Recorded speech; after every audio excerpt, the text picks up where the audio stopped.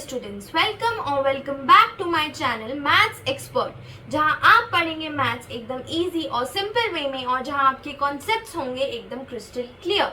So students, आज हम एक नई एक्सरसाइज करने वाले हैं जो कि इस चैप्टर की एकदम लास्ट एक्सरसाइज है, that is the miscellaneous exercise. यहाँ पे जो आपका चैप्टर 3 अब तक आपने जितना भी पढ़ा है उसके सारे मिक्स्ड क्वेश्चंस इस एक्सरसाइज में होने वाले हैं। So this is the most important exercise of this chapter. तो ये सारे चैप्टर में आपका पूरा जितना भी अब तक आपने पढ़ा है वो रिवाइज भी हो जाएगा, एंड ये सबसे इंपॉर्टेंट है, इससे क्वेश्चंस भी आपके एग्जाम्स में सबसे ज़्यादा आएंगे। So make sure you practice this more and more, सबसे ज़्यादा इसको ही प्रैक्टिस करो। So let's start this exercise. इस एक्सरसाइज में हमें फर्स्ट क्वेश्चन में क्या दिया हुआ है, if A and B are symmetric matrices prove that A B minus B A is a skew symmetric matrix. ठीक है, तो अगर इसमें दिया हुआ है कि अगर ए और बी सिमेट्रिक मैट्रिसेस हैं, हमें प्रूव करना है ए बी माइनस बी ए जो है वो एक स्क्यू सिमेट्रिक मैट्रिक्स है। तो हमें जो ऑलरेडी दिया है सबसे पहले वो गिवन में लिखेंगे। गिवन में मुझे क्या दिया हुआ है कि ए और बी सिमेट्रिक मैट्रिक्स है। सिमेट्रिक मैट्रिक्स का क्या मतलब होता है कि ए का ट्रांसपोज जो हो वो ए के बराबर हो और बी का ट्रांसपोज जो हो वो बी के बराबर हो, राइट। अब हमें क्या करना है, प्रूव करना है ए बी माइनस बी ए जो है वो स्क्यू सिमेट्रिक मैट्रिक्स हो। तो सबसे पहले जो भी चीज़ हमें प्रूव करनी होती है उसका ट्रांसपोज करते हैं। ठीक है, तो ए बी माइनस बी ए मुझे दिया हुआ है, उसको मैं ट्रांसपोज करूंगी। अब मुझे कभी भी इन क्वेश्चंस में क्या करते हैं, जो मुझे दिया हुआ है कि मुझे प्रूव करना है कि ये मैट्रिक्स है, इसको प्रूव करो ये सिमेट्रिक है या स्क्यू सिमेट्रिक है। तो इसको प्रूव करने के लिए आप सबसे पहले क्या करते हो कि जो आपको दिया हुआ है ना, जो आपको प्रूव करना है उसका ट्रांसपोज लोगे। तो इसको हमने ट्रांसपोज ले लिया, ए बी माइनस बी ए के होल का ट्रांसपोज ले लिया। अब ए बी माइनस बी ए के होल का ट्रांसपोज, इसको आगे फर्दर कैसे लिखेंगे आपको पता है। जब ए माइनस बी का ट्रांसपोज अगर हम लिखते हैं, ए माइनस बी का होल ट्रांसपोज हम लिखते हैं, तो आपको पता है इसको हम कैसे लिखते हैं, A transpose minus B transpose. तो आप इसको मान लो ये है ए और ये है बी, तो इसको हम कैसे लिखेंगे, ए बी का ट्रांसपोज माइनस बी ए का ट्रांसपोज, दोनों को अलग अलग ट्रांसपोज कर दिया हमने। ठीक है, अब इसके बाद फर्दर आपको ये भी पता है कि ए इंटू बी का होल ट्रांसपोज क्या होता है, ये जो पीछे लिखा होता है उसको आगे लिख देते हैं, यानी कि B transpose into A transpose. ऐसे ही यहाँ पे ये जो लिखा है इसमें ए पीछे है तो इसको आगे लिख देंगे minus A transpose into B transpose. तो ये एक प्रॉपर्टी है जो आपको याद रखनी है, जिसको हमने यहाँ पे यूज किया है। अब यहाँ पे हमने इसको ऐसे लिख लिया। अब आपको गिवन में क्या गिवन था कि ए ट्रांसपोज ए के बराबर है, बी ट्रांसपोज बी के बराबर है, तो बी ट्रांसपोज की जगह बी लिखा, ए ट्रांसपोज की जगह ए लिखा, आपके पास ये एक इक्वेशन आ गई। क्या आ गई, B A minus A B. तो आप ध्यान से देखो, हमें जो प्रूफ करना है वो क्या है, ए बी माइनस बी ए। तो अगर मुझे ये प्रूफ करना है, अब ये साइन की थोड़ी गड़बड़ लग रही है, तो यहाँ से आप माइनस बाहर कॉमन लोगे तो आपको क्या मिल जाएगा, ए बी माइनस बी ए। तो अब आप इसको सॉल्व करके ध्यान से देखोगे आपके पास क्या वैल्यू आई, A B minus B A के होल ट्रांसपोज की वैल्यू आई minus of A B minus B A, यानी कि ये एक स्क्यू सिमेट्रिक मैट्रिक्स हमने प्रूव कर दिया। कैसे, क्योंकि हमने देखा कि ये पूरा जो मैट्रिक्स का ट्रांसपोज है ना वो minus of this whole matrix है। तो जो हमें गिवन था ना, मतलब जो हमें प्रूफ करना था वो हम प्रूफ कर चुके हैं। क्यों, क्योंकि इसका ट्रांसपोज जो हमने किया ना वो नेगेटिव ऑफ दैट मैट्रिक्स आया। तो इसका मतलब ये है कि ये एक स्क्यू सिमेट्रिक मैट्रिक्स है। तो बस आपको कुछ नहीं लिखना, एंड में ये जो हमने सॉल्व किया है उसको यहाँ पे लिख लेना है, और इसमें आपको पूरे, अगर ये 2 मार्क्स का या 3 मार्क्स का क्वेश्चन आएगा आपको उसके पूरे मार्क्स ग्रांट हो जाएंगे। नाउ ये एमसीक्यू में भी आ सकता है, तो ऐसे क्वेश्चन एमसीक्यू में या 2 या 3 मार्क्स में ही आते हैं। तो आपको ये सारे स्टेप्स इसमें फॉलो करने हैं, आपको फुल मार्क्स मिल जाएंगे। Now we move to second question. Second question में हमें क्या दिया हुआ है, show that the matrix B transpose into A into B is a symmetric और skew symmetric matrix according to as A is symmetric और स्क्यू सिमेट्रिक। इस question का क्या मतलब है, ये कह रहा है कि आप प्रूव करो या शो करो कि ये जो एक मैट्रिक्स है ना वो सिमेट्रिक और स्क्यू सिमेट्रिक मैट्रिक्स किसके हिसाब से होना चाहिए, ए या बी के हिसाब से। मतलब कि अगर ए जब सिमेट्रिक मैट्रिक्स है तो ये वाला मैट्रिक्स भी सिमेट्रिक होना चाहिए, और अगर ए स्क्यू सिमेट्रिक है तो ये मैट्रिक्स भी स्क्यू सिमेट्रिक होनी चाहिए, यानी कि ए के हिसाब से ये मैट्रिक्स होगा स्क्यू सिमेट्रिक या सिमेट्रिक। तो इसको हम 2 पार्ट्स में करने वाले हैं क्योंकि दोनों पार्ट को हमने प्रूव करना है। सो पहले पार्ट में हम क्या कर रहे हैं कि जो मैट्रिक्स मुझे प्रूव करना है ना उसको हम क्या कर रहे हैं, proving B transpose A B is symmetric if A is symmetric. तो हम सबसे पहले देख रहे हैं अगर ए सिमेट्रिक है तो हम प्रूव कर रहे हैं कि ये भी सिमेट्रिक होगा। तो उसको प्रूव कैसे करेंगे कि मैंने मान लिया ए सिमेट्रिक मैट्रिक्स है, ए सिमेट्रिक मैट्रिक्स है यानी कि ए ट्रांसपोज ए के बराबर है। ऑफ कोर्स अब मैंने आपको बताया था कि जो भी हमने प्रूव करना होता है उसका सबसे पहले ट्रांसपोज लेते हैं। तो इस पूरे मैट्रिक्स का मैंने ट्रांसपोज ले लिया। अब इस पूरे मैट्रिक्स का ट्रांसपोज लिया तो आपको इसको ऐसे देख सकते हो, ए इंटू बी का होल ट्रांसपोज क्या होता है, B transpose into A transpose. तो आप मान लो, क्या मान लो कि ये मान लो कि ये एक मैट्रिक्स है यानी कि ये ए है और ये बी है। तो आप इसको पहले लिखोगे तो ए इंटू बी का whole transpose into B transpose. तो आपने इसको एक ब्रैकेट में ले लिया और इसको अलग से ले लिया, इसको आपने ए मान लिया, इसको आपने बी मान लिया, ठीक है। तो आपने इसको ऐसे लिख दिया। सो इसको आपने सॉल्व करके लिख दिया B transpose into A transpose यानी कि ए बी का whole transpose into B transpose का ट्रांसपोज। अब आपको ये भी पता है कि किसी भी मैट्रिक्स का अगर आप ट्रांसपोज का ट्रांसपोज करो तो आपको वही मैट्रिक्स मिलता है, क्योंकि आपने किसी मैट्रिक्स का ट्रांसपोज किया उसको वापसी ट्रांसपोज करोगे तो वही मैट्रिक्स मिलता है ना, ऑफ कोर्स। तो यहाँ पे आपने लिख दिया बी, ठीक है, एंड यहाँ पे लिखा ए बी का होल ट्रांसपोज। अब इस पे फिर से यही प्रॉपर्टी आपने यहाँ लगा दी, B transpose into A transpose, ठीक है, इंटू बी। तो अब आपको ऑलरेडी गिवन है कि ए जो है वो सिमेट्रिक है, तो यानी कि ए ट्रांसपोज की जगह आप लिख दो ए, ठीक है, ए ट्रांसपोज की जगह आपने लिख दिया ए। तो अब आप ध्यान से देखो, B transpose A into B, आपको क्या मिलेगा, इस पूरे का जब आपने ट्रांसपोज किया है ना, आप देखोगे सॉल्व करने के बाद वही मैट्रिक्स वापसी मिल गया आपको। तो इसका मतलब क्या है कि ये पूरा मैट्रिक्स भी जो है वो सिमेट्रिक है यूजिंग इक्वेशन 1। तो ये पूरा मैट्रिक्स जो है वो सिमेट्रिक हो गया, ठीक है। नाउ इसके बाद आप एंड में ये लिख सकते हो कि ये जो मैट्रिक्स है B transpose A into B is a symmetric matrix, ठीक है। नाउ अब सेकंड पार्ट में हम क्या करने वाले हैं, हम इसी मैट्रिक्स को प्रूव करने वाले हैं कि ये एक स्क्यू सिमेट्रिक मैट्रिक्स है अगर ए जो है वो स्क्यू सिमेट्रिक मैट्रिक्स है। तो हमने मान लिया A is a skew symmetric matrix. A is a skew symmetric matrix का क्या मतलब है, ए का ट्रांसपोज जो है वो नेगेटिव ऑफ ए के बराबर है। तो इसको मैंने इक्वेशन नंबर 1 मान लिया, ठीक है। उसके बाद आपने क्या किया, उसके बाद आपने किया इस पूरे मैट्रिक्स का अगेन ट्रांसपोज किया। तो इस पूरे मैट्रिक्स का ट्रांसपोज किया। पिछले पार्ट में मैंने थोड़ा इजी नहीं, मैंने डायरेक्ट कर दिया था, इसमें आपको इजी थोड़ा और करने के लिए ए इंटू बी को पी मान लिया, ठीक है। तो ए इंटू बी को पी मान लिया, तो इससे क्या हुआ, इसको हमने अगर पी मान लिया तो इस पूरे का अगर आप ट्रांसपोज करोगे तो P transpose into B transpose का ट्रांसपोज, ठीक है, एंड बी ट्रांसपोज का ट्रांसपोज की जगह बी लिख दिया मैंने। अब इस पी की वैल्यू मैंने यहाँ पे पुट कर दी ए इंटू बी, ए इंटू बी होल ट्रांसपोज, फिर से वही वैल्यू पुट करी, क्या पुट करी, वही प्रॉपर्टी पुट करी, ए बी का whole transpose equals to B transpose into A transpose, ये लिख दिया। अब ऊपर हमने क्या समझा था कि हमने इस बार ए को स्क्यू सिमेट्रिक मैट्रिक्स लेट किया था, स्क्यू सिमेट्रिक मैट्रिक्स लेट किया था। इसका मतलब क्या है कि ए ट्रांसपोज की जगह इस बार आप क्या लिखोगे, माइनस ऑफ ए लिखोगे। तो माइनस ऑफ ए अगर आपने लिखा, माइनस को आपने बाहर शिफ्ट कर दिया तो आपके पास क्या आया, B transpose A into B. तो आप देखोगे तो आपको क्या मिला था, बी ट्रांसपोज ए बी का होल ट्रांसपोज क्या मिला, negative of that matrix, negative मिला। तो इसका मतलब क्या है कि ये क्या है, एक स्क्यू सिमेट्रिक मैट्रिक्स है, okay. Now we move on to the third question. हमें क्या दिया हुआ है थर्ड क्वेश्चन में, find the values of x y z if the matrix A, यानी कि ये जो मैट्रिक्स दिया हुआ है, satisfy the equation A transpose into A equals to I. Okay, so A matrix, हमें एक मैट्रिक्स दिया हुआ है, सबसे पहले हमें ए ट्रांसपोज इक्वेशन में दिया हुआ है, तो सबसे पहले हमने क्या किया, जल्दी से फटाफट से ए ट्रांसपोज निकाल लिया। सो ए ट्रांसपोज कैसे निकालेंगे, जो रोज है वो कॉलम्स बन जाएंगी, ठीक है। So it's easy, 0x 2y y minus y z minus z। तो आपने ए ट्रांसपोज निकाल लिया। अब सबसे पहले इक्वेशन क्या दी हुई है, हमें दी हुई है A transpose into A equals to आई।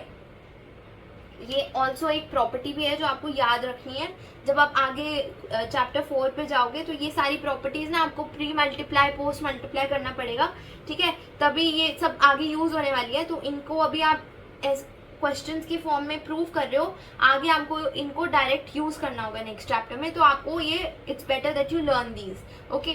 सो यहाँ पे आपने ए ट्रांसपोज लिखा और यहाँ पर लिखा ए। सो हमने इसको करना है अब मल्टीप्लाई। तो मल्टीप्लाई कैसे करेंगे, देखो, first row will be multiplied with first column, then second element के लिए first row will be multiplied with second column. ऐसे ही सारी रोज जो है एक एक करके सारी कॉलम से मल्टीप्लाई होती रहेंगी। सो नाउ अब करके देखते हैं, 0 into 0 plus x into x plus x into x, तो ये हो गया पहला एलिमेंट। दूसरा एलिमेंट क्या होगा, 0 into 2y plus x into y plus x into minus y, ठीक है, x इंटू माइनस वाई, ये कर लिया। अब थर्ड के लिए क्या करोगे, थर्ड कॉलम से multiply 0 into Z plus x into minus Z plus x into Z, ठीक है, ये लिख लिया। अब दूसरे में क्या करोगे, अब दूसरी रो को हम तीनों कॉलम से मल्टीप्लाई करने वाले हैं। दूसरी रो आ जाएगी हमारे पास, कैसे आएगी, 2y into 0 plus y into x, ठीक है, माइनस वाई इंटू एक्स। ऐसे ही करके अगर आप इसको ध्यान से देखोगे, मैंने यहाँ पे ऑलरेडी पूरा सॉल्यूशन देखा हुआ है, यहाँ से आप टैली कर सकते हो अपना आंसर। तो एंड में आप इसको सॉल्व करोगे, आपके पास क्या आएगा, 2x square 0 0 0 6y square 0 0 0 3z square. तो ये पूरे को सॉल्व करके आपके पास ये आएगा। एंड ऑलरेडी आपको ऑलरेडी दिया हुआ है कि i के बराबर है, i के बराबर है, तो आपने 3x3 मैट्रिक्स का ही एक आइडेंटिटी मैट्रिक्स लिख लिया यहाँ पे, ठीक है। तो अब आपको पता है इक्वालिटी ऑफ मैट्रिक्स के हिसाब से क्या है, अगर ये मैट्रिक्स इसके बराबर है तो उसके कॉरस्पॉन्डिंग एलिमेंट्स एक दूसरे से बराबर होंगे। तो 2x स्क्वायर किसके बराबर होगा, 1 के, यहाँ से x स्क्वायर की वैल्यू क्या आएगी, हाफ, तो ये अंडर रूट होगा, इससे क्या आ जाएगा 1/√2 प्लस माइनस 1/√2। ऐसे ही इस एलिमेंट को देखो, 6y स्क्वायर इक्वल्स टू 1, तो यहाँ से y स्क्वायर की वैल्यू 1/6 एंड देन y का अंडर रूट जब हम करेंगे तो हमारे पास आ जाएगा 1 प्लस माइनस 1/√6। ऐसे ही हमारे पास जो है z की वैल्यू भी आ जाएगी, 3z स्क्वायर इक्वल्स टू 1, यहाँ से z square equals to 1/3 and z is equals to plus minus 1/√3। तो ये सारी हमारे पास वैल्यूज आ गई x, y, z की, जो कि हमको निकालनी थी। Now we move to the fourth question. So fourth question क्या दिया हुआ है, this is a little important. मैंने जो यहाँ पे इम्पॉर्टेंट क्वेश्चन है ना वो यहाँ पे मार्क कर दिए हैं जो इम्पॉर्टेंट है, जैसे ये तीनों MCQs भी बहुत इंपॉर्टेंट है and this 8th question is the most important question, जो कि अभी हम आगे करेंगे। Now we move to the fourth question. हमें क्या दिया हुआ है, for what values of x this is equals to 0। So हमें x की वैल्यू निकालनी है। सबसे पहले हमें जो दिया हुआ है वो गिवन यहाँ पे लिख लिया। अब सबसे पहले क्या किया, इन तीनों का ऑर्डर लिख लिया। इसका ऑर्डर क्या है 1x3, इसका ऑर्डर है 3x3 एंड इसका ऑर्डर क्या है 3x1, क्या है 3x1। तो सबसे पहले इन दोनों को हम मल्टीप्लाई करने वाले हैं। इन दोनों को मल्टीप्लाई करेंगे तो हमारे पास आएगा क्या, ये देखोगे ना, कंफ्यूजन हो रही होगी ये देख के कि क्या मिलेगा हमारे पास, किस ऑर्डर का मैट्रिक्स मिलेगा हमारे पास। तो अब यहाँ पे ध्यान से देखो, 3 यहाँ पे इक्वल है, तो नया मैट्रिक्स किस ऑर्डर का होगा, 1x3 मैट्रिक्स का ऑर्डर होगा, यानी कि एक रो मैट्रिक्स होगा। क्या होगा, एक रो मैट्रिक्स जिसमें एक ही रो होगी सिर्फ। तो उसको सॉल्व करेंगे, कैसे करेंगे, 1 into 1 plus 2 into 2 plus 1 into 1, पहला एलिमेंट। दूसरा element 1 into 2, okay, plus 2 into 0 plus 1 into 0। तीसरा element 1 into 0 plus 2 into 1 plus 1 into 2। तो ये सॉल्व कर लिया, हमारे पास क्या आया 6 2 4 एंड यहाँ पे दिया हुआ था हमारे पास ऑलरेडी 0 to x। अब इसको मल्टीप्लाई करेंगे एंड देन उसके बाद हमारे पास a की वैल्यू आएगी। कैसे a की वैल्यू आएगी, देखो, क्योंकि यहाँ पे 1x3 और ये 3x1 है, तो हमारे पास नया मैट्रिक्स क्या आएगा 1x1 का, यानी कि a की एलिमेंट आएगा हमारे पास। a की एलिमेंट आएगा, कैसे आएगा, देखो ऐसे आएगा, देखो 6 इंटू 0, ठीक है, plus 2 into 2 plus 4 into x. तो ये सॉल्व करके मेरे पास क्या आया, ये 0 हो गया, ये 4 and then this is 4x। तो मेरे पास क्या आया 4 plus 4x equals to 0, 4 plus 4x equals to 0, यहाँ से 4 इधर गया तो x इक्वल्स टू -4, x की वैल्यू यहाँ पे हमारे पास क्या आ गई -1। तो हमें यही निकालनी थी कि value, what values of x। यहाँ पे बच्चे कंफ्यूज होते कि हमारी तो एक ही वैल्यू आई है, अब यहाँ पे वैल्यूज लिखा है, इससे ज़्यादा भी हो सकती हैं, but this is just for creating confusion. यहाँ पे जो है x की वैल्यू एक ही आएगी, आप बस ढंग से स्टेप बाय स्टेप सॉल्व करोगे तो आपको कोई प्रॉब्लम नहीं आएगी। ये सब सिर्फ आपको कंफ्यूज करने के लिए दिया हुआ था। Now we move to the fifth question. हमें क्या दिया हुआ है, if a is equals to this show that a square minus 5a plus 7i equals to 0। ठीक है, ये दिया हुआ है मुझको। अब मेरे को क्या करना है, इसमें a दिया हुआ है, ये इक्वेशन दी हुई है, तो a दिया हुआ है, सबसे पहले a स्क्वायर निकालेंगे, यानी कि इसी मैट्रिक्स को इससे मल्टीप्लाई करेंगे। तो इसको जब मैं इससे मल्टीप्लाई करूंगी, मैंने डायरेक्ट यहाँ पे लिखा हुआ है, क्या मिलेगा मेरे पास 8 5 -5 3। आप इसको यहाँ से टैली कर सकते हो, इजी है।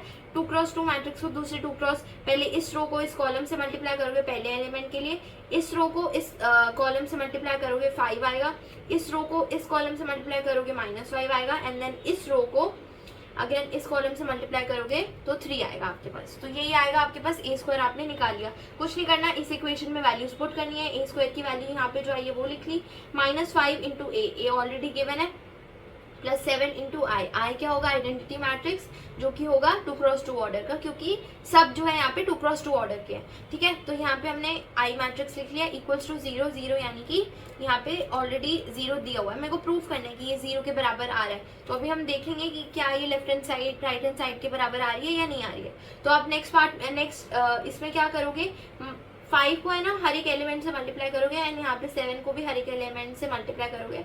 तो इसको मल्टीप्लाई करोगे ना तो आपके पास क्या आएगा, और इधर भी देखो क्या आएगा, मल्टीप्लाई करने के बाद आपके पास यहाँ पे 5 से मल्टीप्लाई करने के बाद आएगा 15, 5 -5 10। ठीक है, एंड यहाँ पे ऑलरेडी माइनस साइन बाहर होगा, मैंने बस 5 को अंदर मल्टीप्लाई करा है हर एलिमेंट से, एंड यहाँ पे भी आइडेंटिटी मैट्रिक्स को 7 से मल्टीप्लाई किया है। ठीक है, तो आपके पास ये आ जाएगा। नाउ ये हमारे पास क्या मिल गया है, अगर आप इसको ध्यान से देखो तो इसको स्केलर मैट्रिक्स कहते हैं। ये हमारे पास एक स्केलर मैट्रिक्स मिल गया। नाउ एक ही बारी में हम तीनों तीनों मैट्रिक्स को ऐड और सब्ट्रैक्ट करने वाले हैं। कैसे, 8 - 15, ठीक है, एंड +7 एक ही बारी में लिख दिया। अब इसको भी करोगे, 5 - 5 + 0, -5 -5 +0, ठीक है, ऐसे ही 3 -5, ठीक है, नहीं सॉरी 3 - 10 +7, तो ये लिख दिया। आपके पास यहाँ पे क्या आ जाएगा, इसको सॉल्व करोगे तो आपके पास ऑलरेडी सॉल्व करोगे ना तो 0 0 मैट्रिक्स आ जाएगा। तो इसका मतलब जो हमें प्रूफ करना था वो आ गया, left hand side equals to right hand side. तो ये बहुत इजी क्वेश्चन होते हैं, स्टेप बाय स्टेप करोगे तो आपको सही आंसर मिल जाएगा। नाउ 6th क्वेश्चन में हमको क्या करना है, फाइंड एक्स इफ दिस, ये 3 मैट्रिक्स दिए हुए हैं, तीनों को मल्टीप्लाई करना है और एक्स की वैल्यू निकालनी है। पिछले क्वेश्चन की तरह ही है। अगेन हम इसमें क्या करने वाले हैं, पहले इसको और इसको सॉल्व करने वाले हैं। तो इसको सॉल्व करेंगे, सबसे पहले आप देखो क्या मिलेगा आपको, 1x3 मिलेगा। अगेन एक रो मैट्रिक्स मिलेगा, तो मैं आपको सॉल्व करके दिखाती हूँ कैसे होगा। इस पूरी रो को पहले इससे मल्टीप्लाई, इस पूरी रो को दूसरे कॉलम से मल्टीप्लाई, इस पूरी रो को थर्ड कॉलम से मल्टीप्लाई। तो कैसे करोगे, x × 1 प्लस -5 × 0 -1 × 2, ठीक है, then x × 0 plus -5 × 2 plus -1 × 0। Third element के लिए x × 2 ओके, प्लस -5 × 1 -1 × 3। तो ये कर लिया। आप इसको सॉल्व करोगे, आपके पास क्या आएगा, x - 2 -10 2x - 8, ठीक है। और इस पूरी वैल्यू को आपको किससे मल्टीप्लाई करना है, इस वाले मैट्रिक्स से, यानी कि x4 1 से मल्टीप्लाई करना है। तो आप इसको देखोगे, इसका जो हमारे पास है ये क्या है, 1x3, और इसका जो है हमारे पास 3x1। तो नया मैट्रिक्स क्या होगा, 1x1 ऑर्डर का, यानी कि एक ही एलिमेंट आएगा। तो इसको सॉल्व करोगे, कैसे करोगे, x - 2 × x प्लस -10 × 4, ठीक है, प्लस 2x - 8 × 1। तो इसको सॉल्व करोगे तो x को इससे मल्टीप्लाई किया, x² - 2x -40, ठीक है, एंड देन प्लस 2x - 8। इस पूरे को सॉल्व करोगे इक्वेशन को, तो आपको क्या मिलेगा, यहाँ से आप देखो 2x से 2x कैंसिल हो जाएगा, ठीक है, और यहाँ से -40 -8 -48 बन जाएगा। तो x² = 48 आ गया यहाँ से, एंड देन इसके बाद प्लस इसका अंडर रूट हो जाएगा, प्लस माइनस √48। अब √48 को हमने ब्रेक कैसे किया, अगर आपको ये देखना है तो आप इसको देखो कैसे ब्रेक करोगे। आप इसको, मैं तो क्या करती हूँ, इसकी फैक्टर्स बनाती हूँ, ठीक है, फैक्टर्स बनाती हूँ ऐसे कि कैसे बनता है, ठीक है। आप किसी भी तरीके से करते हो तो इसको सॉल्व करोगे, आपके पास क्या आएगा, x = +-4√3। Now we move on to the 7th question. 7th question में हमारे को क्या दिया हुआ है, ये एक स्टेटमेंट क्वेश्चन है, ठीक है, ये भी आ सकता है, तो इसको ध्यान से देखो कैसे होगा ये। सो 7th क्वेश्चन में हमें क्या दिया हुआ है, a manufacturer produces 3 products XYZ which he sells in 2 markets, annual sales are indicated below। ठीक है, तो वो 3 तरह के प्रोडक्ट्स को बेचता है XYZ, जो वो 2 मार्केट्स में बेचता है, पहली मार्केट एंड दूसरी मार्केट में, ठीक है। तो और इसकी एनुअल सेल्स हमें ऑलरेडी दी हुई है, ठीक है। तो हमें ए पार्ट में क्या दिया हुआ है, अगर यूनिट सेल प्राइस है XYZ का इतना रिस्पेक्टफुली रिस्पेक्टिवली। तो हमें क्या बताना है, find the total revenue in each market with the help of matrix algebra. तो मैट्रिक्स एल्जेब्रा की हेल्प से मुझे टोटल रेवेन्यू निकालना है। तो सबसे पहले ऐसे क्वेश्चंस में हम क्या करते हैं, ऐसे क्वेश्चंस में मैंने यहाँ पे दिया हुआ है कि XYZ की यूनिट सेल प्राइसेस दिए हुए हैं, यानी कि एक चीज़, एक प्रोडक्ट का प्राइस हमें यहाँ पे XYZ के लिए यहाँ पे दिया हुआ है। तो इसका मैंने एक मैट्रिक्स बना लिया जिसको मैंने लेट कर लिया matrix A. Let the sales of products XYZ पर market B denoted by matrix A. ठीक है, तो मैट्रिक्स ए मैंने क्या ले लिया, सेल्स का ले लिया। ठीक है, एक मैट्रिक्स मैंने क्या ले लिया, सेल्स का ले लिया। सेल्स का यानी कि कितने प्रोडक्ट्स बिके हैं हमारे पास। ठीक है, तो यहाँ पे ऑलरेडी दिए हुए हैं कि 10,000 प्रोडक्ट्स, 2,000 प्रोडक्ट्स बिके हुए हैं XYZ के। तो ए मैट्रिक्स मैंने ले लिया सेल के लिए कि कितनी सेल हुई है प्रोडक्ट्स की। और दूसरा मैट्रिक्स मैं क्या लूंगी, जो मेरे को ए पार्ट में दिया हुआ है, दूसरा मैट्रिक्स मैं लूंगी यूनिट सेल प्राइस का।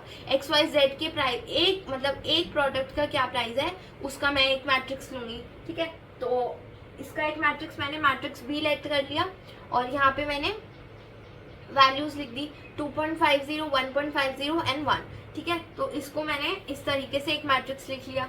ठीक है, तो आपको एक चीज़ क्या ध्यान देनी है कि अगर आप एक मैट्रिक्स ऐसा, ये तो ऑलरेडी गिवन ही था, अभी ऐसा भी हो सकता है कि ये भी पार्ट आपको स्टेटमेंट की तरह दिया होता, लेकिन यहाँ पे ऑलरेडी एक मैट्रिक्स के फॉर्म में दिया हुआ है, आपने बस उसको ए लेट किया है। ठीक है, तो ये मैट्रिक्स ऐसा दिया, दूसरे मैट्रिक्स को आप ऐसा लेट करोगे। ठीक है, अब आपको टोटल रेवेन्यू निकालना है। टोटल रेवेन्यू का क्या मतलब होता है, सेल्स इनटू यूनिट सेल्स का प्राइस, यानी कि जितनी सेल हुई है, जितने प्रोडक्ट बिके हैं इनटू एक प्रोडक्ट का जो प्राइस था। ठीक है, तो ए इंटू बी करोगे, आप ए इंटू बी करोगे, है ना। अब ए इंटू बी क्यों करोगे, बी इंटू ए क्यों नहीं करोगे, वो भी मैं आपको बताती हूँ। ए इंटू बी करोगे, बी इंटू ए इसलिए नहीं करोगे क्योंकि देखो इस वाले आप अगर देखोगे तो इस वाले का ऑर्डर जो आपके पास है वो क्या है, 3x1 है ना, 3x1 है। और इस वाले का आप ऑर्डर देखोगे तो ये है 2x3, क्या है 2x3। तो अगर आप a इंटू बी करोगे, तो a इंटू बी अगर आप करोगे तो हमारे पास जो है वो हो सकता है, डिफाइन हो सकता है। लेकिन अगर आप b इंटू ए करोगे ना तो हमारे पास जो मल्टीप्लिकेशन है वो डिफाइन ही नहीं होगी। क्यों नहीं होगी, क्योंकि अगर आप b इंटू ए करोगे तो आपके पास ये वैल्यू और ये वैल्यू सेम होनी चाहिए, यानी कि 1 और 3 सेम होना चाहिए, 1 और 2 सेम होना चाहिए, जो कि नहीं है। तो इसका मतलब क्या है कि आप ये नहीं कर सकते, आप b इंटू ए नहीं कर सकते, a इंटू बी कर सकते हो सिर्फ। ठीक है, तो आपने a इंटू बी किया, ठीक है, a इंटू बी किया, यानी कि इन दोनों मैट्रिक्स को आपने okay. So students, now we are going to start with the 7th question का बी पार्ट, जिसमें अगेन हमारे को क्या दिया हुआ है, if the unit cost of the above 3 commodities are 2, 1 and 50 paise respectively, find the gross profit. तो अब मुझे एंड में क्या निकालना है, ग्रॉस प्रॉफिट निकालना है दोनों मार्केट्स का। तो अब मेरे को कुछ नहीं दिया हुआ, बस इट्स जस्ट दैट कि चेंज कर दिए वैल्यूज। यूनिट कॉस्ट अब पहले जो 2.5, 1 और 1 रुपी थी, अब वो 2, 1 और 50 पैसे हो गई है। तो फर्स्ट ऑफ ऑल अब हम क्या करने वाले हैं, एक नया मैट्रिक्स सेट करने वाले हैं, that is going to be matrix C. Let the unit price of products XYZ be denoted by matrix C. तो C मैट्रिक्स मैंने एक लेट कर लिया, ठीक है, जिसमें मैंने यूनिट प्राइस लिया of all these 3 products, 2, 1 and also 50 पैसे लिखा है यहाँ पे, तो यहाँ पे 0.50 लिखेंगे 50 पैसे की जगह। ओके, नाउ अब नेक्स्ट हमने क्या करने वाले हैं, वही सेम, कुछ नहीं है। जैसे पहले टोटल कॉस्ट या टोटल कॉस्ट जो होगी वो क्या होगी, sales into unit cost price, है ना। तो यूनिट कॉस्ट प्राइस यानी कि उसने कितने में खरीदा था, तो उसने कितने में खरीदा था, उसने खरीदा था, ये प्राइस यहाँ पे ऑलरेडी गिवन है, ठीक है। तो टोटल सेल्स जितनी हुई इंटू उसने जितने में खरीदा था, यानी कि एक का जितना प्राइस था, तो ए इंटू सी किया, हमारे पास टोटल कॉस्ट आ जाएगी। टोटल कॉस्ट कैसे आएगी, इसको मल्टीप्लाई करके, यानी कि पहले रो को पहले इस कॉलम से मल्टीप्लाई करेंगे एंड देन दूसरे के लिए दूसरे रो को इस कॉलम से अगेन मल्टीप्लाई करेंगे। तो आपके पास यहाँ पे दो वैल्यूज आ जाएंगी, 31,000 एंड 36,000। तो यहाँ से आपके पास ये मार्केट 1 का आया टोटल कॉस्ट, ये मार्केट 2 का टोटल कॉस्ट आया, है ना। तो ये मार्केट 1 का टोटल कॉस्ट, ये मार्केट 2 का टोटल कॉस्ट। तो यहाँ पे हमारे पास अब क्या आ चुका है, टोटल कॉस्ट आ चुकी है। टोटल कॉस्ट यानी कि जितने पैसे उन्होंने लगे थे, मतलब उनके मार्केट 1 में जितने पैसे लगे थे एंड मार्केट 2 में जितने पैसे लगे थे, ठीक है। सो अब हमारे पास प्रॉफिट क्या होता है, रेवेन्यू माइनस कॉस्ट, यानी कि जितना पैसा उन्होंने जनरेट किया, जितना रेवेन्यू उनका आया, माइनस जितनी कॉस्ट हुई, ठीक है। तो रेवेन्यू ऑलरेडी हम पीछे निकाल चुके हैं, रेवेन्यू, है ना। यहाँ पे टोटल ऑलरेडी हम रेवेन्यू निकाल चुके हैं फर्स्ट पार्ट में। तो फर्स्ट पार्ट में रेवेन्यू जो आया था 46,000 एंड 53,000, वो हमने यहाँ पे पुट किया, ठीक है। तो रेवेन्यू वाली वैल्यूज पुट करी एंड यहाँ पे कॉस्ट वाली वैल्यूज पुट करी, दोनों को माइनस किया, दोनों मैट्रिक्स को। तो आपके पास नई वैल्यूज क्या आएंगी, 15,000 एंड 17,000। इसका मतलब क्या है, मार्केट 1 का जो प्रॉफिट आया इनमें दैट इज 15,000 एंड मार्केट 2 का जो एंड में इनको प्रॉफिट मिला वो हुआ 17,000। तो 17,000 का प्रॉफिट होगा दूसरी मार्केट में। नाउ अब 8th क्वेश्चन में हमें क्या दिया हुआ है, 8th क्वेश्चन इस पूरी एक्सरसाइज में मैं मोस्ट इंपॉर्टेंट मानती हूँ। ऐसे क्वेश्चन बहुत सारे एग्जाम्स में ऐसे जरूर आएगा, आई कैन गारंटी यू। इसकी वैल्यूज चेंज हो जाएंगी बट ऐसा क्वेश्चन जरूर आएगा। सो ये क्वेश्चन कुछ नहीं है, ईजी है बट ये आ सकता है। इसमें आपको ऐसे फिगर आउट करना होता है कि मैट्रिक्स एक्स को क्या लेट करेंगे। तो बच्चों को बेसिकली इस क्वेश्चन में कंफ्यूजन होती है कि जो मैट्रिक्स एक्स है वो किस ऑर्डर का होगा, क्या लेट करेंगे उसको। तो सबसे पहले इसके लिए यहाँ पे देखो, you have to find the matrix X so that X into this matrix is equals to this matrix. तो जो मुझे दिया हुआ मैंने यहाँ पे लिख लिया है, ओके। सो अब मैट्रिक्स एक्स को मैंने 2x2 मैट्रिक्स क्यों लेट किया वो अब मैं यहाँ पे आपको बताऊंगी और समझाऊंगी। This is the main part of this question. यहाँ पे अगर आपको ये समझ आ गया तो आप ऐसे सारे क्वेश्चन, सारे टाइप के ऐसे क्वेश्चन कर सकते हो। कैसे करोगे, कैसे पता लगेगा आपको, देखो ध्यान से, ठीक है। हमें कैसे पता लगा कि ये 2x2 मैट्रिक्स है। तो सबसे पहले तो आप ये देखो कि आपके पास जो नया मैट्रिक्स आया वो किस ऑर्डर का है, 2x3 मैट्रिक्स का आया। आपको अगर ध्यान से पता हो तो जो नया मैट्रिक्स का आपको ऑर्डर मिलता है वो क्या मिलता है, पहले वाले मैट्रिक्स का नंबर ऑफ रोज, ध्यान से सुनना, पहले वाले मैट्रिक्स के नंबर ऑफ रोज, ठीक है, एंड दूसरे वाले मैट्रिक्स के नंबर ऑफ कॉलम से मिलता है। क्या मिलता है, नंबर ऑफ कॉलम से मिलता है, ठीक है। तो इसका मतलब ये है कि दूसरा वाला मैट्रिक्स के नंबर ऑफ कॉलम, यानी कि यहाँ पे नया वाला मैट्रिक्स के नंबर ऑफ कॉलम ये लिखे, एंड दूसरे वाले मैट्रिक्स के नंबर ऑफ रोज, यानी कि मुझे इधर से पता चल गया कि मेरे पास जो मैट्रिक्स एक्स है ना उसके नंबर ऑफ रोज तो क्या होने चाहिए, 2 होने चाहिए, ठीक है। नंबर ऑफ रोज क्या होने चाहिए, 2 होने चाहिए। क्यों, क्योंकि नया मैट्रिक्स का जो ऑर्डर होता है वो पहले वाले मैट्रिक्स के नंबर ऑफ रोज के बराबर होता है ना। तो यहाँ पे क्या आ जाएगा, एक्स मैट्रिक्स के जो नंबर ऑफ रोज, इससे मुझे पता चल गया क्या होंगे, 2 होंगे। अब मुझे इसकी कॉलम कैसे पता चलेंगे, कॉलम पता चलने के लिए आपको ये बात अच्छे से पता है कि दो मैट्रिक्स को मल्टीप्लाई होने के लिए दूसरे वाले मैट्रिक्स के number of columns should be equal to पहले वाले मैट्रिक्स के number of columns should be equal to दूसरे वाले मैट्रिक्स के नंबर ऑफ रोज, है ना। यही मैंने आपको बताया था। तो इसका मतलब क्या है, इसका मतलब ये है कि यहाँ पे 2 जो है ना वो वहाँ पे कॉलम की जगह जो वहाँ पे होगा वो 2 होगा। तो इससे मुझे पता लगा कि जो एक्स मैट्रिक्स होगा वो 2x2 मैट्रिक्स होगा। क्यों होगा 2x2 मैट्रिक्स, तो आपको ऐसे ही पता लगाना है, कुछ नहीं। आप पहले देखोगे x और y मल्टीप्लाई हो रहे हैं, ठीक है, ये 2x2 है, ये 2x3 है, ठीक है। तो आप देखोगे कि ये और ये बराबर होता है तभी मल्टीप्लाई हो रहे हैं, यानी कि 2 और 2 बराबर होते हैं। तो इससे आपको क्या पता चलेगा कि आपको एक्स मैट्रिक्स का ये पता चल जाएगा कि ये बराबर होना चाहिए। तो यहाँ पे जो वैल्यू है वो यहीं पे होगी, ठीक है, वो यहीं पे होगी। और जो नया वाला मैट्रिक्स है उसका ऑर्डर क्या होगा, 2x3 होगा। क्या होगा, 2x3 होगा।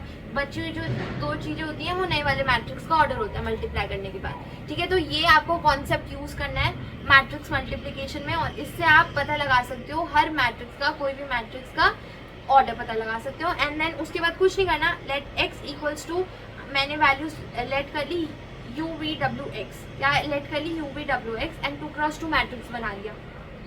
अब क्या करना है, x की वैल्यू यहाँ पुट कर ली जो मैंने लेट करी है, ये यहाँ पुट कर लिया एंड ये भी यहाँ पुट कर लिया, गिवन, ठीक है। तो अब सबसे पहले मैं लेफ्ट हैंड साइड को सॉल्व कर रही हूँ, यानी कि इसको और इसको मल्टीप्लाई कर रही हूँ। तो इसको और इसको मल्टीप्लाई कैसे करेंगे, first row will be multiplied with first column, then first row will be multiplied with second column, first row will be multiplied with third column. ऐसे ही दूसरी रो के लिए भी होगा, ठीक है। तो आपने इसको सॉल्व किया तो आपके पास ये वैल्यूज आएंगी, u + 4w, 2u + 5w, 3u + 6w, v + 4x, 2v + 5x, 3v + 6x।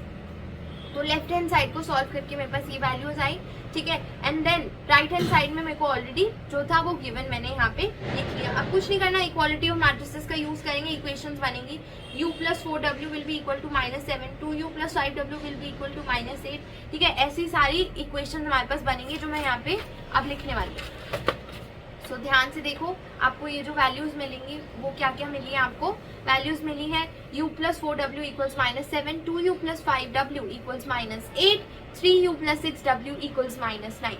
सो 3 इक्वेशंस बनी। इसमें आप देखोगे इन तीनों इक्वेशंस में u और w जो है वो हमारे वेरिएबल्स हैं। एंड देन उसके बाद 4, 5, 6 इक्वेशन में जो मेरे पास इक्वेशंस बनी है v और x जो है हमारे पास वो वेरिएबल्स हैं। तो हमारे पास ऐसे 1, 2, 3, 4, 5, 6 ऐसे 6 इक्वेशंस मैंने बना ली। अब अगेन जैसे मैं पहले सॉल्व करती थी अभी भी वैसे ही सॉल्व करने वाली हूँ।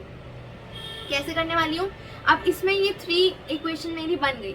वैसे सॉल्व हमारे पास 2 इक्वेशन से भी हो सकता था, तो वही मैं 2 इक्वेशंस को यूज़ करूँगी, थर्ड इक्वेशन का कोई नीड नहीं है। तो आप क्या करोगे, मैं एलिमिनेशन मेथड से सॉल्व कर रही हूँ। मैं 2u यहाँ पे है ना, यहाँ ऊपर भी 2u बनाना चाह रही हूँ। तो 2u यहाँ पे बनाने के लिए इस पूरी इक्वेशन को मैं 2 से मल्टीप्लाई करूँगी। So what we will write, multiplying equation 1 with 2, तो बाई 2 से मैंने फर्स्ट इक्वेशन को मल्टीप्लाई किया, तो 2 से मल्टीप्लाई करोगे 2u plus 8w equals -14। And दूसरी इक्वेशन को इससे सॉल्व करोगे एलिमिनेशन मेथड से, आपको यहाँ से w की वैल्यू मिल जाएगी -2। ऐसे ही अब आपने क्या करना है, w की वैल्यू आ गई, इसी w की वैल्यू को फर्स्ट इक्वेशन में पुट किया, u प्लस 4w, w की वैल्यू -2 पुट करी, you will get the value of u that is 1। तो यहाँ से आपकी u की वैल्यू भी आ गई, w की वैल्यू भी आ गई। अब आप इन 3 इक्वेशंस को सॉल्व करके v और x की वैल्यू भी निकालोगे। 3 की नीड नहीं थी, अगेन 2 वैल्यूज की जरूरत थी, तो 2 इक्वेशंस की जरूरत थी, उसी के यूज से हम दोनों वैल्यूज निकाल लेंगे। अब यहाँ पे आप ध्यान से देखो, यहाँ पे 2v है, यहाँ पे v है, तो इस इक्वेशन को फर्स्ट इक्वेशन को मैं 2 से मल्टीप्लाई करूंगी तो v के जो कोफिशिएंट है वो सेम हो जाएंगे, 2v हो जाएंगे और वो कट हो जाएगा। तो मैं क्या करूंगी, इस फर्स्ट इक्वेशन को 2 से मल्टीप्लाई करूंगी। फर्स्ट इक्वेशन को 2 से मल्टीप्लाई किया, 2v plus 8x equals to 4, 2v plus 5x equals to 4, तो 2v से 2v cancel, we will get 3x here, and 4 से 4 भी कैंसिल हो जाएगा, and we will get 0 here. तो यहाँ से x की वैल्यू मेरे पास जो आ गई वो आ गई 0। ठीक है, अब इस 0 की वैल्यू को मैंने पुट अगेन कहाँ पुट करूंगी, इसी x की वैल्यू को मैंने अगेन फर्स्ट इक्वेशन में ही पुट कर दिया सॉल्व करके। तो फर्स्ट इक्वेशन में मैंने x की जगह 0 पुट किया, we will get the value of v that is 2। तो यहाँ से मेरे पास x y, ठीक है, x यहाँ से x की वैल्यू, w की वैल्यू, v की वैल्यू एंड u की वैल्यू हमें मिल चुकी है। ठीक है, तो ये वैल्यूज मिल चुके हैं। तो मैंने कुछ नहीं किया, मैंने जो लेट किया था, जो वैल्यूज थी वो मुझे मिल चुकी हैं। मैंने यहाँ पे x मैट्रिक्स में u v w x की वैल्यूज पुट कर दी एंड मेरा जो आंसर था वो आ चुका है। ठीक है, तो ये मोस्ट इंपॉर्टेंट क्वेश्चन है। अब लास्ट के 3 क्वेश्चन जो है वो MCQ है। ठीक है, तो उनको भी मैं आपको कॉन्सेप्ट बता दूंगी इनके पीछे का क्या है, एंड देन आप इसमें अपने आंसर्स निकाल सकते हो।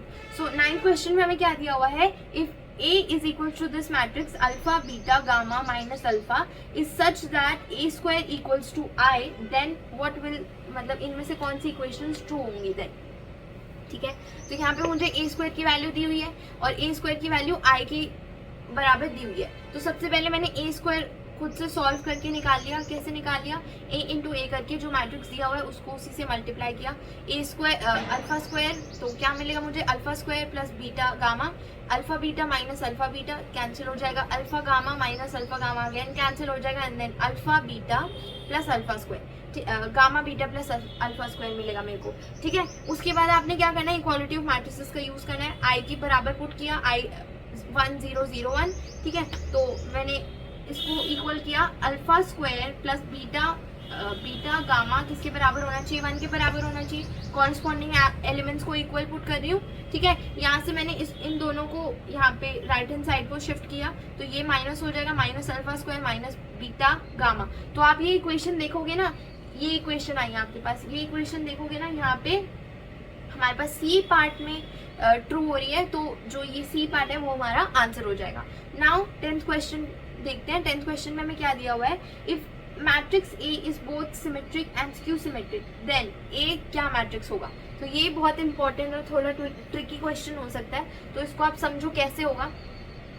इसमें कहा है कि मान लो जो ए मैट्रिक्स है ना वो सिमेट्रिक मैट्रिक्स भी है और स्क्यू सिमेट्रिक मैट्रिक्स भी है। तो ऐसा कब होता है कि सिमेट्रिक मैट्रिक्स भी हो स्क्यू सिमेट्रिक मैट्रिक्स भी हो, तो आपको मैं बता दूं ऐसा तब होता है जब 0 मैट्रिक्स होता है। क्यों, क्योंकि स्क्यू सिमेट्रिक अब देखो यहाँ पे ध्यान से देखो, A is a diagonal matrix. Diagonal matrix क्या होता है, डायगोनल मैट्रिक्स वो होता है जिसकी जो डायगोनल एलिमेंट्स है ना वो नॉन जीरो हुए और बाकी सारे एलिमेंट्स जीरो हैं। ठीक है, तो डायगोनल एलिमेंट जीरो है, बाकी सारे एलिमेंट्स नॉन जीरो है। तो और हमें स्क्यू सिमेट्रिक मैट्रिक्स की एक और डेफिनेशन क्या पता थी, स्क्यू सिमेट्रिक मैट्रिक्स की एक और डेफिनेशन मैंने ऑलरेडी आपको पहले बताई थी, अगर आपको ये ध्यान से याद हो तो स्क्यू सिमेट्रिक मैट्रिक्स के जो डायगोनल एलिमेंट्स होते हैं ना, डायगोनल एलिमेंट्स वो हमेशा 0 होते हैं। तो और यहाँ पे डायगोनल मैट्रिक्स क्या होते हैं कि डायगोनल मैट्रिक्स का मतलब ये होता है कि जो उसके डायगोनल एलिमेंट्स हो वो नॉन जीरो। तो ये डायगोनल मैट्रिक्स तो नहीं हो सकता, राइट, क्योंकि वो स्क्यू सिमेट्रिक मैट्रिक्स नहीं होगा फिर, क्योंकि स्क्यू सिमेट्रिक मैट्रिक्स की एक और डेफिनेशन है कि उसके डायगोनल एलिमेंट्स क्या हो, 0 हो, तो ये भी नहीं हो सकता। अब सी पार्ट में देखें, ए इज अ स्क्वायर मैट्रिक्स, तो ए इज अ स्क्वायर मैट्रिक्स, ये भी नहीं हो सकता क्योंकि this is not enough. A square matrix हो, ये एनफ नहीं है कि ए जो वो सिमेट्रिक और स्क्यू सिमेट्रिक दोनों, so this can also not happen. And D none of these में ये बाद में देखते हैं। इससे बी को अगर हम देखें तो बी अगर मेरे पास 0 मैट्रिक्स है, 0 0 0 0, ठीक है, 0 मैट्रिक्स है, तो इसको ध्यान से देखो, ये सिमेट्रिक भी है, स्क्यू सिमेट्रिक भी है। क्यों? जब आप इसका ट्रांसपोज करोगे तो भी आपको 0 0 0 मिलेगा, ठीक है। और ये जो है अगर इसको ये लो कि ट्रांसपोज किया, ये नेगेटिव ऑफ ए भी है और ए भी है, ठीक है, तो ये ट्रांसपोज करोगे तो भी। और इसका स्क्यू सिमेट्रिक मैट्रिक्स की दूसरी डेफिनेशन भी इसमें फॉलो हो रही है कि डायगोनल एलिमेंट 0 है। यहाँ पे डायगोनल एलिमेंट आप देख सकते हो 0 है, तो ये मतलब सिमेट्रिक मैट्रिक्स भी है एंड स्क्यू सिमेट्रिक भी है। तो इसका आंसर क्या होगा, डी पार्ट, यानी कि A is a 0 matrix. I hope आपको ये समझ आया हो। Now last question of this exercise and also of this chapter. तो 11th क्वेश्चन में हमें क्या दिया हुआ है, if A is a square matrix such that A square equals to A, then I plus A whole cube minus 7A will be equal to what. ठीक है, तो मुझे एक चीज गिवन दी हुई है कि A स्क्वायर जो है वो A के बराबर है, ठीक है, और एक इक्वेशन दी हुई है। तो सबसे पहले आप देखोगे यहाँ पे I प्लस A का होल क्यूब है, तो सबसे पहले कुछ नहीं करना, बिना सोचे समझे इसकी आइडेंटिटी लगा देनी है, क्यूब की आइडेंटिटी लगा देनी है। क्यूब की आइडेंटिटी क्या होती है, A cube plus B cube plus 3AB square plus 3B square है, ठीक है। तो AB square and A square B ये होती है ना, AB square plus A square B ये होती है। तो ये वैल्यू हमने पुट करी I cube plus A cube plus 3IA square plus 3I square है, ठीक है, ये हमने आइडेंटिटी लगा दी माइनस 7। अब उसके बाद क्या किया, अब आपको पता है I raised to power n, जब मैंने सबसे पहले ये एक्सरसाइज शुरू कराई थी लास्ट वीडियो में मैंने बताया था आइडेंटिटी मैट्रिक्स की कोई भी पावर हो वो आइडेंटिटी मैट्रिक्स I के ही बराबर होती है। तो I क्यूब की जगह मैंने I लिख दिया, ठीक है, ऐसे ही यहाँ पे A क्यूब ऐसे ही रहा। एंड आपको ये भी बताया था I into A, I matrix को किसी भी मैट्रिक्स से आप मल्टीप्लाई करोगे तो आपके पास वही मैट्रिक्स मिलेगा। तो I को मैंने A स्क्वायर से मल्टीप्लाई किया तो I हट जाएगा एंड सिर्फ A स्क्वायर मिल जाएगा, राइट। एंड देन उसके बाद यहाँ पे पढ़े तो यहाँ पे मैंने I स्क्वायर की जगह अगेन I की कोई भी I की पावर कुछ भी हो वो I के बराबर होती है, तो यहाँ पे मैंने ये लिख दिया। नेक्स्ट स्टेप में मैंने I A की जगह यहाँ पे सिर्फ A लिख दिया, तो 3A एंड यहाँ पे तो माइनस 7 ही हुआ। तो यहाँ से आप सॉल्व करोगे 3A प्लस 3A 6 है, माइनस 7 ही, यानी कि माइनस A हो गया है यहाँ पे, ठीक है। और A क्यूब को मैंने क्या लिख दिया, A स्क्वायर इंटू A लिख दिया। और मुझे ऑलरेडी गिवन है कि मुझे A स्क्वायर की जगह क्या लिखना है, A लिखना है, तो मैंने A स्क्वायर की जगह क्या लिख दिया, A लिख दिया, A स्क्वायर की जगह A लिख दिया, तो अगेन A इंटू A बन गया मेरे पास नेक्स्ट टाइम, ठीक है। तो I plus A square minus A, अब अगेन मैंने फिर से A स्क्वायर की जगह A लिखा तो ये A हो गया, A माइनस A कैंसिल हो गया, मेरे पास एंड में क्या बचा, I बचा, यानी कि एक आइडेंटिटी मैट्रिक्स बचा जो कि आप यहाँ पे देखोगे सी पार्ट में।